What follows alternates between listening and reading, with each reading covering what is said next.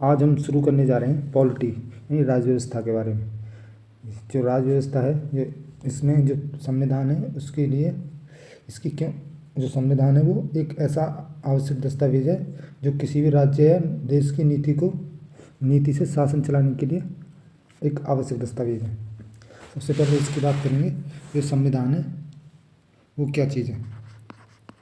संविधान संविधान क्या है? किसी भी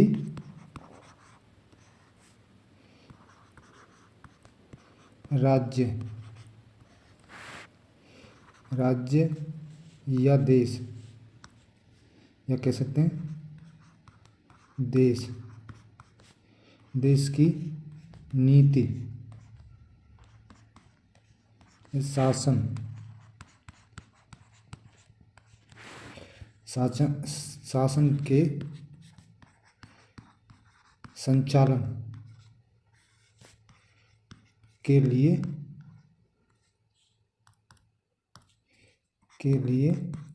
एक आवश्यक दस्तावेज है।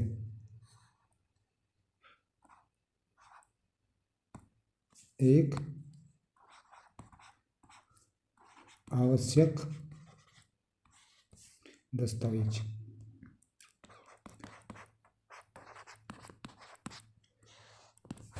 इसी के आधार पर देश को चलाया जाता है। अब बात करेंगे भारत में जो संविधान, जो विकास है संवैधानिक, वो कैसे, जो उसका विकास कैसे कैसे हुआ था। संविधान बोलते कॉन्स्टिट्यूशन। इसका जो निर्माण है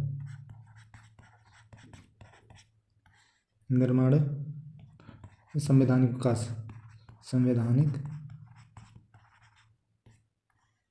विकास वो हुआ है जो 1773 के रेगुलेटरी एक्ट आए थे। 1950 के बीच में जितने भी एक्ट या चार्टर एक्ट आए थे या गवर्नमेंट इंडिया एक्ट आए थे, उनके आधार पर उनके बारे में सबसे पहले बात करें। इनकी जो थोड़ी टाइमलाइन है उनके बारे में, संविधान विकास की टाइमलाइन है उनके बारे में पहले जानकारी देते हैं।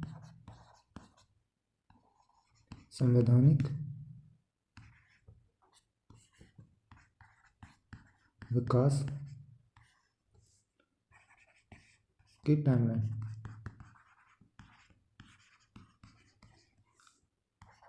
इसकी जो संविधान निर्माण की जो स्टार्टिंग है वो होती है 1773 के रेगुलेटिंग एक्ट से। 1773 के रेगुलेटिंग एक्ट से। इनके बारे में डिस्कस थोड़ी बाद में करेंगे, पहले इसकी टाइमलाइन के बारे में जान लेते हैं। उसके बाद आता है 1783 का Pitt's India act. Pitt's India act.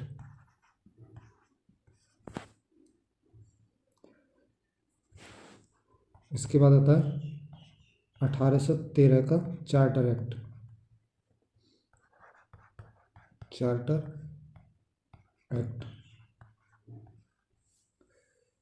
इसके बाद आता है 1833 का चार्टर एक्ट।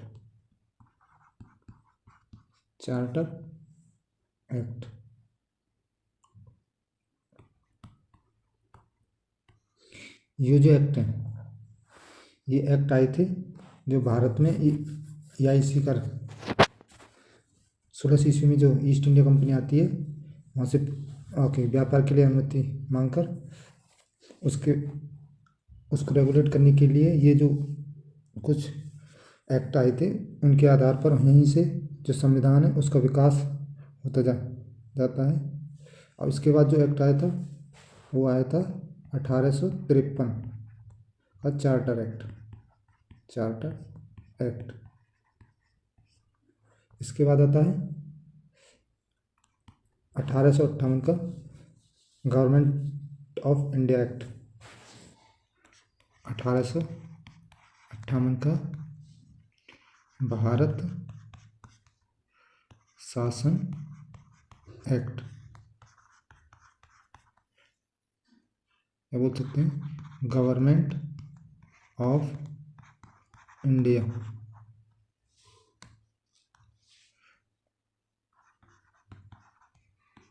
एक्ट। इसके बाद आता है 1861 में गवर्नमेंट ऑफ इंडिया एक्ट। इसके बाद एक 1892 में भी आता है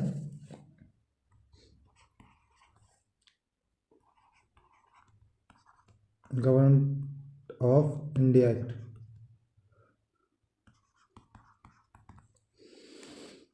इसके बाद आता है 1909 में मार्ले मिंटो एक्ट। इसके बाद आता है 1819 में Montagu Chelmsford Act. Montagu Chelmsford Act. इसके बाद आता है 1935 में गवर्नमेंट ऑफ इंडिया एक्ट। सबसे लास्ट में आता है 1947 में स्वतंत्रता अधिनियम।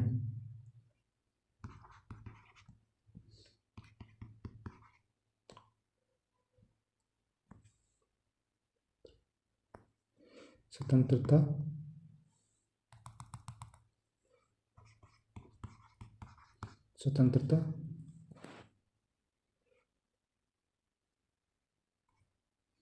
अधिनियम।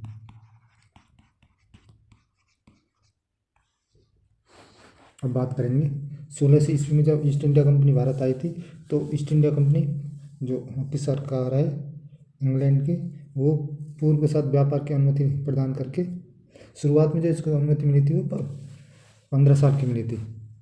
क्या होता है 1600 ईस्वी में, क्या होता है 1600 ईस्वी में इंग्लैंड से कौन आता है, EIC, ईस्ट इंडिया कंपनी। ये क्या करती है, पूर्व के साथ व्यापार की अनुमति प्रदान लेकर व्यापार के लिए आती है।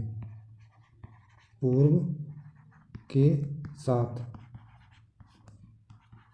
व्यापार की अनुमति लेकर ये इंडिया में आती है। पूर्व का मतलब इधर है इंडिया। और ये जो पहले जो अनुमति मिली थी वो मिली थी 15 साल के लिए। शुरुआत में 15 साल की व्यापार की अनुमति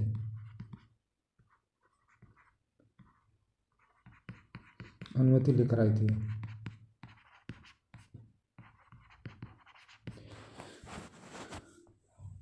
इसके बाद बात करेंगे 23 जून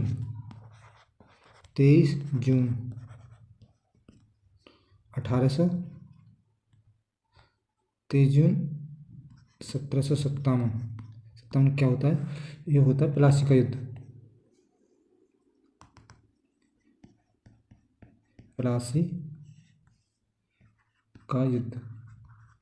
प्लासी का युद्ध होता है, और ये होता है बंगाल वर्सेस EIC के बीच में। ईस्ट इंडिया कंपनी की तरफ से जो नेतृत्व कर रहे थे वो कर रहे थे क्लाइव। इसके बाद होता है बक्सर का युद्ध 1764 में होता है बक्सर का युद्ध। इसमें कौन थे, इसमें एक तरफ थे बंगाल, अवध और मुगल, और एक तरफ था EIC। बंगाल, अवध और मुगल, और एक तरफ थे EIC, ईस्ट इंडिया कंपनी। इसमें जो इसका नेतृत्व कर रहे थे इस समय, वो कर रहे थे हेक्टर मुनरो।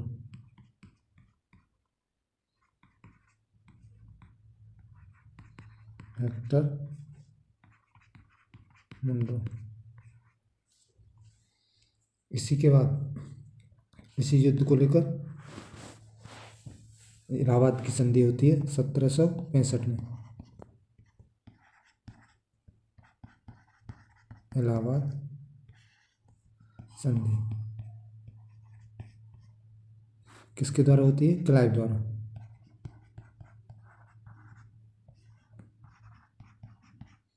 और यहीं से जो बंगाल में वे द्वैत शासन की शुरुआत होती है। इस संधि के बाद बंगाल में द्वैत शासन की शुरुआत होती है। जिस द्वैत शासन ड्यूअल सिस्टम है, ड्यूअल सिस्टम, इसके जो जनक हैं उनको माना जाता है ड्यूनस कार्टियस को। जनक किसको माना जाता है? ड्यूनस कार्टियस। इसमें एक तरफ था दीवानी अधिकार और एक तरफ था सुरक्षा व्यय और स्वास्थ्य शिक्षा। इसका जो अधिकार है वो तो नवाबों को दिया था, जो दीवानी का अधिकार था वो EIC ने अपने कंट्रोल में रखा था। जो एक तरफ था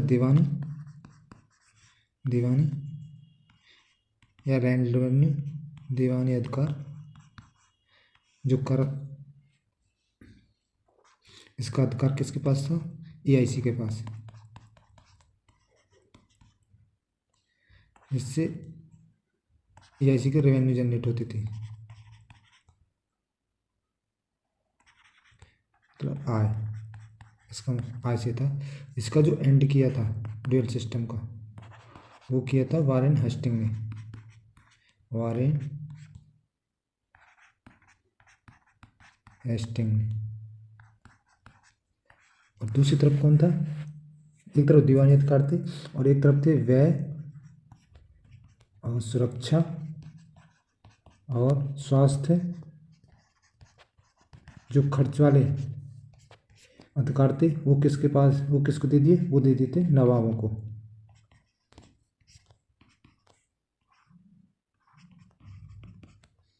नवाबों के पास।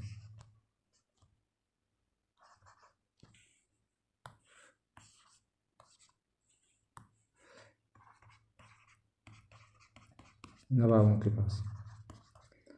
इससे क्या होता था, अगर किसी प्रकार की प्रॉब्लम होती थी तो वो सब नवाबों को झेलनी पड़ती थी, किसी भी प्रकार की सुरक्षा या स्वास्थ्य या व्यय को लेकर। इससे क्या हुआ,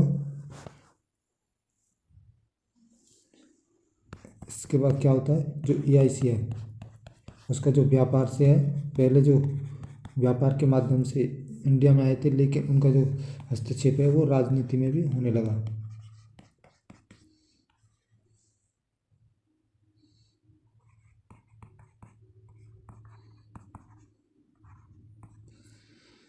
हस्तक्षेप। इसके बाद बात करेंगे अब रेगुलेटिंग एक्ट के बारे में। 1773 का रेगुलेटिंग एक्ट। उस समय जो PM थे इंग्लैंड, वो थे लॉर्ड नॉर्थ। जो बंगाल में गवर्नर थे। इस रेगुलेटिंग एक्ट द्वारा क्या हुआ था, जो गवर्नर जनरल थे ना, उसको बंगाल का गवर्नर जनरल बना दिया। इस एक्ट के द्वारा बंगाल गवर्नर क्या बना दिया? बंगाल का गवर्नर जनरल।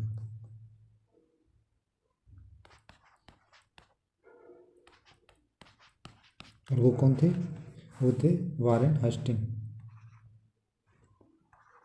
Warren Hasting.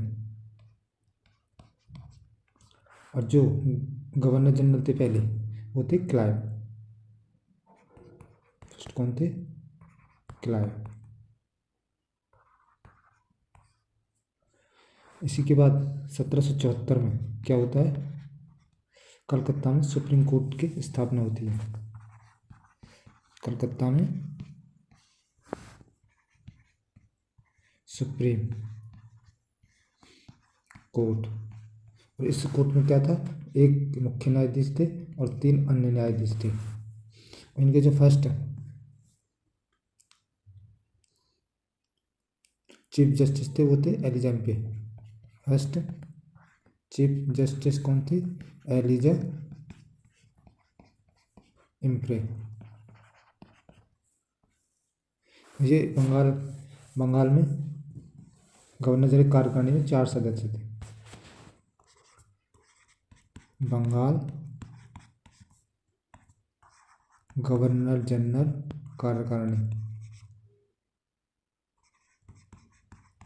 कार्यकारिणी के कितने सदस्य थे? 4।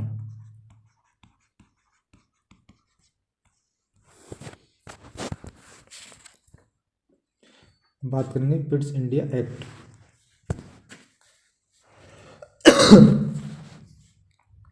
अब इसकी बात करेंगे पिट्स इंडिया एक्ट 1784। उस समय ब्रिटिश में पीएम कौन थे? ब्रिटिश पीएम थे विलियम पिट।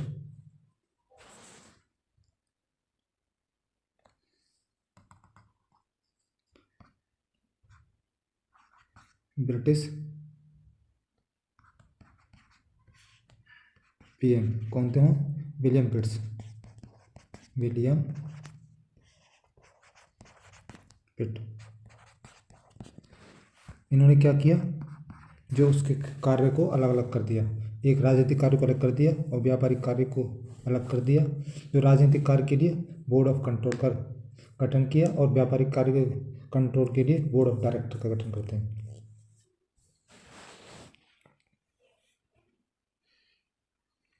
क्या होता है? इनके जो कार्य हैं, कार्य को पृथक कर दिया गया।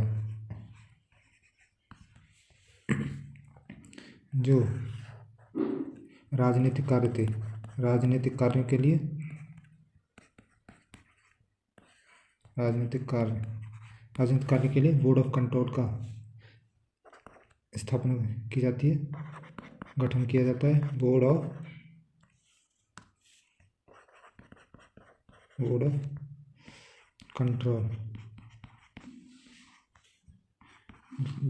कंट्रोल।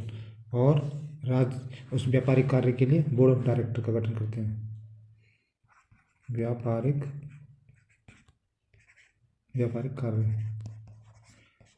कार्य के लिए क्या होते हैं? Board of director.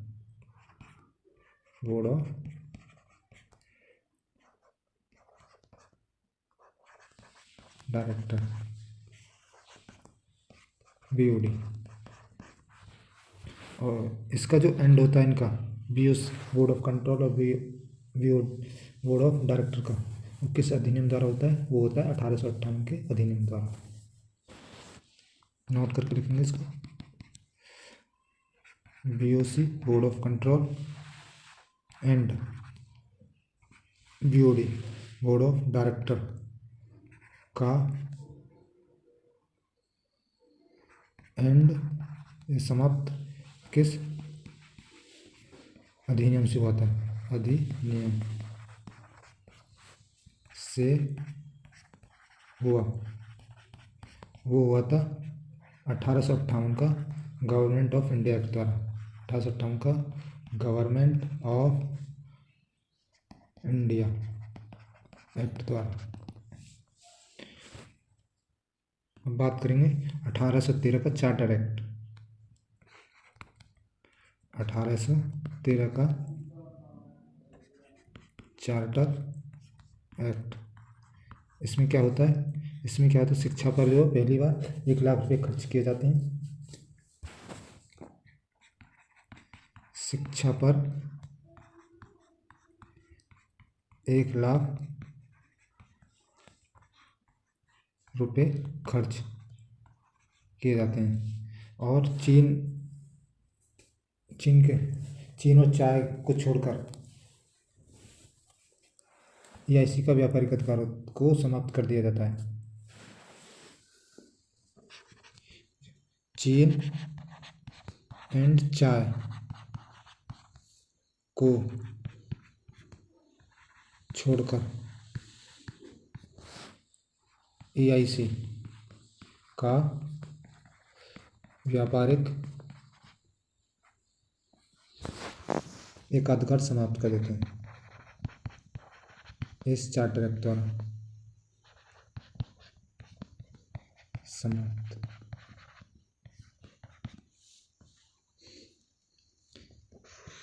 इसी ईसाई मसीनी को, जो ईसाई मसीनी थे, वो धर्म के प्रचार के लिए भारत में उनको अनुमति मिल जाती है इस चार्टर एक्ट द्वारा। ईसाई मशीनरी जो पुर्तगाली थे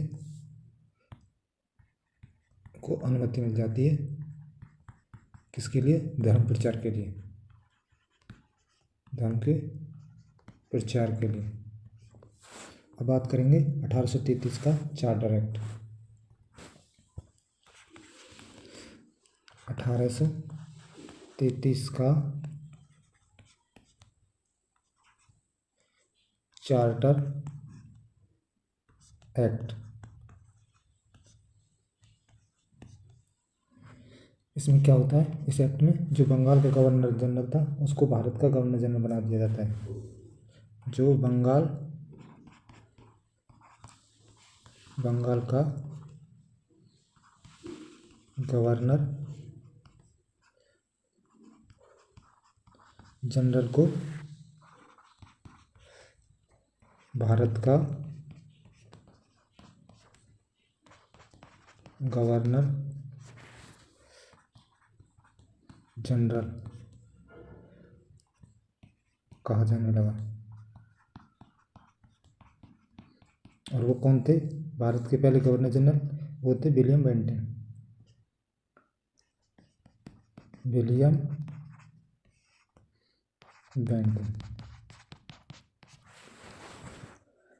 और यहाँ से जो है, जो इस एक्ट के द्वारा जो EIC का व्यापारिक अधिकार जो बचा था उसको एंड कर दिया जाता है।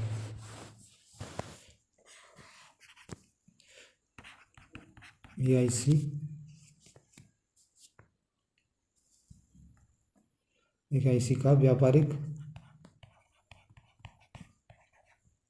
एकाधिकार समाप्त।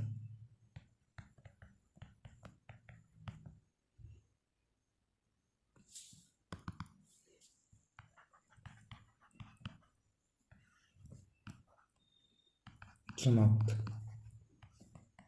कर दिया जाता है। और इसी चार्टर के द्वारा विधि आयोग की स्थापना होती है, जिसके अध्यक्ष होते हैं मैकाले। विधि आयोग की स्थापना, इसके जो अध्यक्ष होते हैं वो होते हैं मैकाले। इसके जो हेड होते हैं, इसी के द्वारा क्या होता है, इस एक्ट के द्वारा जो दास प्रथा है उसको समाप्त कर दिया जाता है। दास प्रथा समाप्त। अब नेक्स्ट वीडियो में बात करेंगे हम 1853 के एक्ट से आगे के जो एक्ट आए थे इंडिया में उनके बारे में। तो मिलते हैं नेक्स्ट वीडियो में।